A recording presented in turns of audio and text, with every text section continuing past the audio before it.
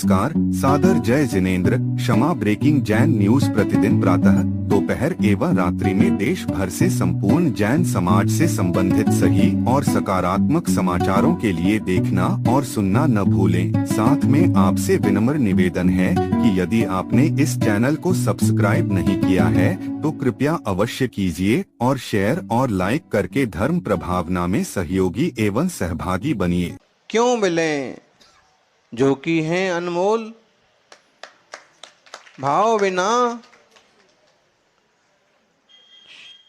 प्रभु क्यों मिलें। आत्मा स्वभाव की उपलब्धि भाव के बिना नहीं होती है। तीर्थ क्षेत्रों की वंदना भाव के बिना नहीं होती है। और खासकर गिरनार और शिखर जी जैसे ऊंचे पहाड़ों पर चढ़ने की हिम्मत भाव बिना। आप ऊपर पहाड़ तक पहुंच गए, चढ़ गए, आपको वंदना का तीर्थंकर के दर्शन का लाभ मिल गया। चावल चढ़ाने का लोभ, चक्कर लगाने का लोभ ज्यादा मत करो। चरण दिख गए, उसमें ही प्रसन्न हो जाओ कि ये वही चरण हैं जो हजारों साल पहले इंद्र ने यहाँ पर बनाए थे और कभी यहाँ तीर्थंकर जिनेश्वर नेमिनाथ पधारे थे, तब करके मोक्ष पधारे थे।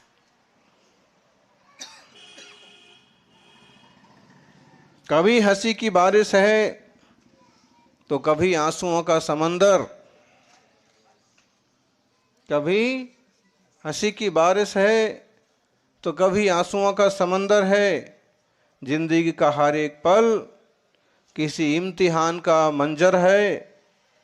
कभी सपनों के फूल खिले हैं तो कभी रेगिस्तान सा बंजर है। पर थकना नहीं ज्ञानी, जिंदगी अवसरों का समंदर है। जिंदगी अवसरों का समंदर है। चलते रहोगे, बढ़ते रहोगे तो कोई ना कोई अवसर सामने आता जाएगा और एक ही जगह ठूंठ की तरह बन के रह जाओगे तो कुछ भी उपलब्धि होने वाली नहीं है। चलते रहे तो आज हम सभी गिरनार पहुंचने के मुहाने पर हैं। और गिरनार से सुमति भाई, संत और तेजस्वी वगैरह, हाँ, लेकिन ये जरूर है कि एक एक व्यक्तियों से मिलकर के एक सुंदर सा विशाल संघ तीर्थंकर नेमिनाथ की गिरनार की यात्रा को बढ़ेगा। आज एक एक मिलकर के 100 हो रहे हैं, सुबह तक 500 हो जाएंगे, शाम तक 1000 हो जाएंगे। चढ़ते चढ़ते संख्या निश्चित रूप से हम सभी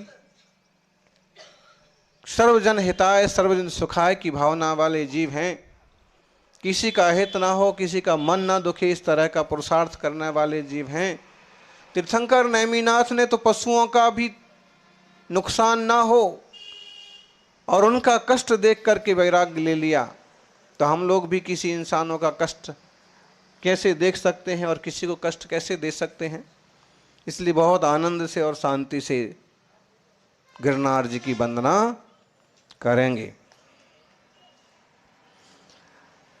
अगर हमारे वचनों से भी किसी को विकल्प होता है, तकलीफ होती है तो कम बोलेंगे, काम का बोलेंगे।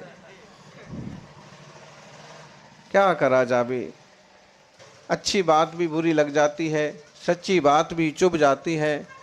तो अब ऐसा एक ही उपाय बचा कि चुप रहो, सही बात भी मत बोलो।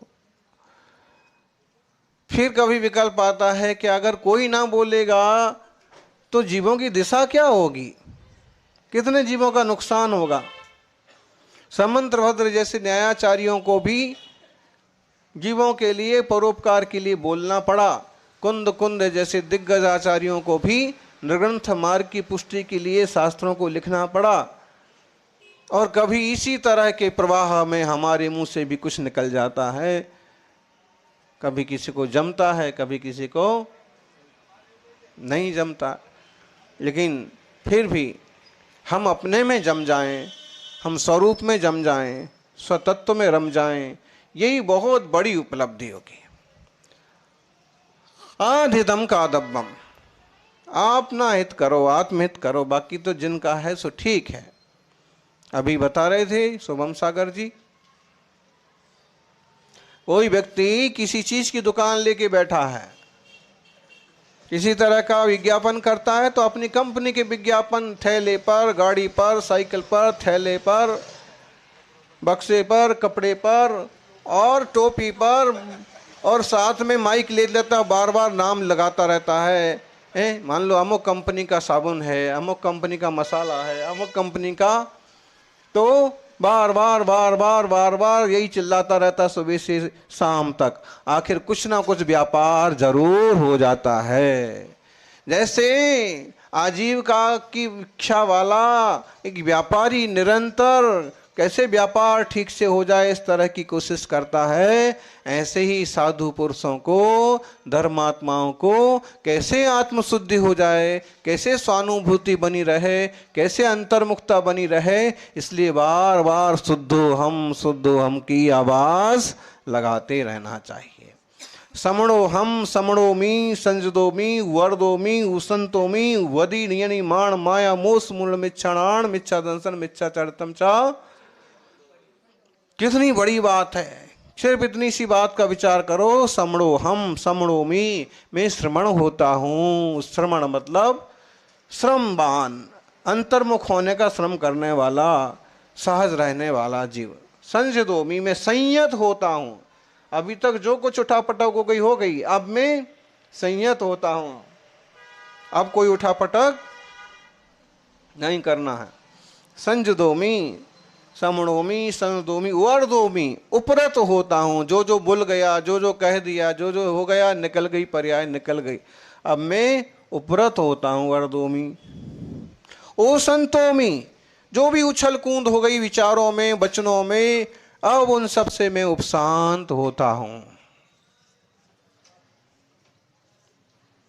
ऐसे शब्दों का प्रयोग क्यों किया जाए कि किसी को चुभ जाए, बुरे लग जाए? हित मित प्रिय वचन हो, जो भी है, और संगति उत्तम हो। यानी जिनसे भला नहीं है, उन चीजों से दूर रहने में ही भलाई है। चाहे वो इंसान हो, चाहे वस्तुएं हो, चाहे विचार हो। जिन लोगों से भला नहीं होता है, जिन लोगों से परिणाम नहीं संभलते हैं, जिन लोगों की उपस्थिति में स्थिरता नहीं बनती है, वो इंसान हो तो भी, जानवर हो तो भी दूर ही रहो। वे वस्तुएं हों, अब यहाँ कुछ फोटो लगे हैं और आपको नहीं जम रहे हैं, किसी नाचने गाने वालों का फोटो लगा है, आपको नहीं जम रहे हैं, आप वो स्थान छोड़ दो। जो चीज़ें जमती नहीं हैं, जो चीज़ें अहितकारी हैं, उनसे दूर रहने में भलाई। और चाहे विचार क्यों ना हो, विचार जो असंतुलित कर रहे हैं चित्त को, मन को भ्रमा रहे हैं, उन विचारों को भी पलटो। यानी जीवन निकलता जाता है। चंदू जी, चंद्र प्रकाश जी बहुत फेमस है, इनके नाम से एक गांव का नाम चंदू जी का गढ़ा है। फिर ऐसा, फिर ऐसे चंद्रपुर है कहीं, एक और है वहाँ पर महावीर जी, चांदखेड़ी है, और एक महावीर जी के पास है, हाँ, गोड़ा चंदू जी। ऐसे तो बहुत फेमस हैं। ऐसे अपने आत्मा को भी जाने, और जीवन के 48 बसंत कहाँ निकल जाते हैं, समय कहाँ चला जाता है।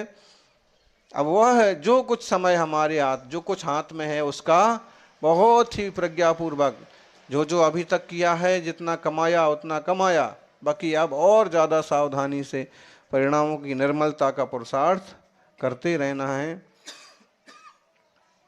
अकिंचनो हम की बात कह रहे थे, ये तो बहुत बड़ी बात है, लेकिन वो तो अभी बहुत कुछ करना है। जो जिस भूमिका में है, उस भूमिका में रहता हुआ भी अपने एकत्व विभक्त स्वभाव का चिंतन तो करना ही चाहिए, और फिजूल के लोगों से नहीं चिपकना चाहिए, फिजूल के विचारों से नहीं चिपकना चाहिए। कसायों से भरा हुआ जीवन बुरा ही लगता है, चाहे किसी का भी हो। देख लो आप, कोई गाली गलौज करता हो, गुंडागर्दी करता हो, तो उसके अनुयायी भी उसे पसंद नहीं करते हैं। उससे डर करके भले उसके पीछे लगे रहें, बाकी पसंद तो नहीं करते हैं।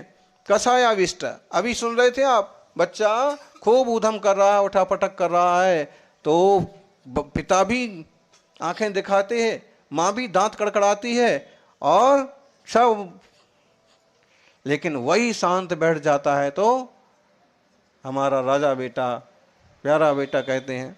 ऐसे ही जब तक ये चित्त उछल कूद करता है, कसायाविष्ट होता है, तब तक नुकसानदायक होता है। और जब यही चित्त स्वामी स्थिर हो जाता है तो यही राजा बेटा हो जाता है, यही संबर निद्रा का साधन बन जाता है, जो आश्रय बंध का कारण बनता था।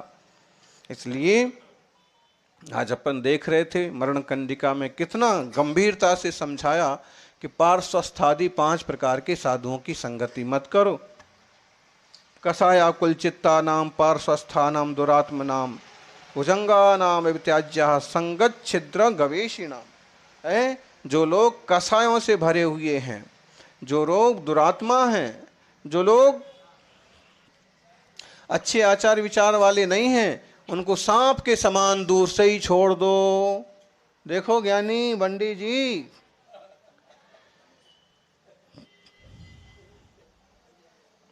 कितना खतरनाक उदाहरण दिया। जिसके आचार विचार अच्छे नहीं हैं, जो छिद्रान्वेषी है, उसको कैसे छोड़ दो। अरे इतना बड़ा प्रवचन हुआ, वो प्रवचन में से इतनी सी लाइन पकड़ ली बस, और दे व्हाट्सएप।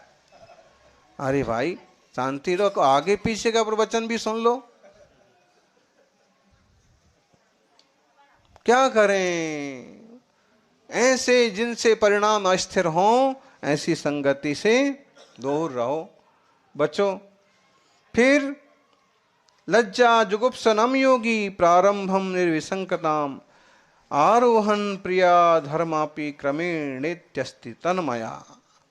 क्या करा जावे, शुरू में तो गलत लोग भी गलत लगते हैं, लेकिन धीरे धीरे उनके साथ बैठते बैठते वैसे ही बन जाते हैं, और फिर लज्जा भी चली जाती है, वैसे ही करने लग जाते हैं। इसलिए शुरू से ही गलत संगति में नहीं जाना। 131 नंबर पेज पर 350 नंबर का श्लोक है मरण कंडिका में। तेषु संसर्गता प्रीतिर्विश्रम्भा परमस्ततः ततो रतिस्ततो व्यक्तम संविघ्नोप्यस्ति तन्मया।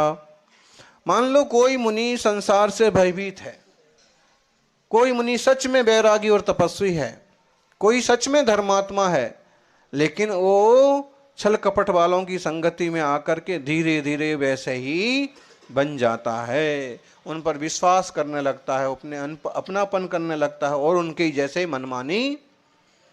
इसलिए ऐसी संगति में मत जाओ। स्वभाव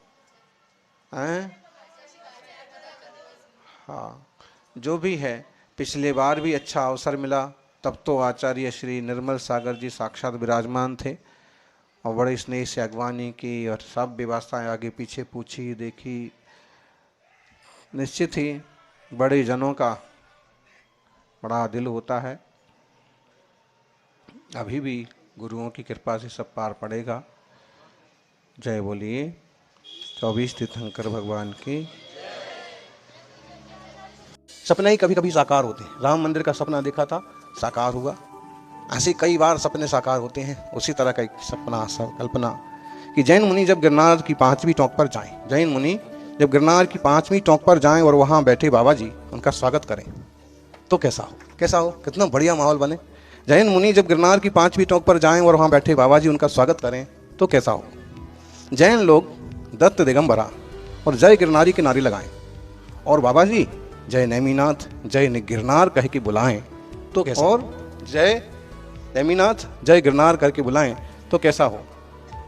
बाबा जी ये समझें कि जैनी भी गुरु दत्तात्रेय के चरणों को नमन कर रहे हैं। जी जो बैठे रहते हैं, बाबा जी ये समझें कि जैनी भी गुरु दत्तात्रेय के चरणों को नमन कर रहे हैं, और जैनी ये समझें कि सभी जन नेमिनाथ के चरणों में वंदन कर रहे हैं, तो कैसा हो। समझ गई तो फिर है, तो कैसा। बाबा जी ये समझें कि जैनी भी गुरु दत्तात्रेय के चरणों को नमन कर रहे हैं, और वैसे दत्तात्रेय वरदत्त और दत्त, ये नेमिनाथ भगवान के गणधरों के नाम हैं। तो और जैन ये समझें कि सभी जन नेमिनाथ के चरणों में वंदन कर रहे हैं। यह भ्रम बनाकर भी यदि हम सनातनी तनातनी से बचेंगे तो स्वर्ग के देवता भी हमारे सिर पर हाथ धरेंगे। ये भ्रम बना करके हम अभी जैसे हम एक भ्रम मान लें, तो भी भ्रम बना करके भी हम यदि आप सनातनी तनातनी से बचेंगे तो स्वर्ग के देवता भी हमारे सिर पर हाथ धरेंगे। और यदि हम आपस में गुर्राएंगे, लड़ेंगे, तो नेमिनाथ की करुणा और दत्तात्रेय की दया भी हमसे दूर भागेंगे, दूर रहेंगे।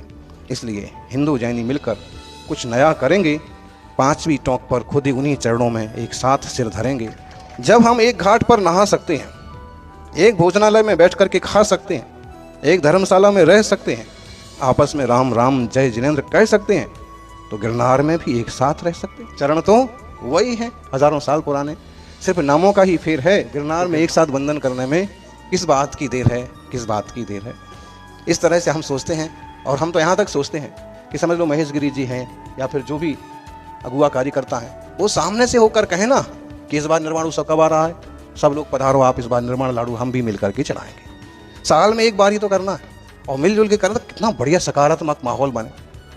अभी जैसे शिकायत आती है कि वहाँ श्रावक दर्शन कर रहे थे तो बाबा जी ने कहा नहीं कर सकते, या फिर जल्दी चलो जल्दी, क्योंकि वहाँ से जल्दी चलने में ही फायदा है, क्योंकि भीड़ ज़्यादा होती है और जगह कम है। तब भी जब अपनापन होता है और अपन कहते हैं बैठ जा, तो भी अच्छा लगता है, और जब अपनापन जैसा नहीं होता है और फिर कहेंगे बैठ जाओ, तो भी लगता है कि मेरे को बिठाते हैं।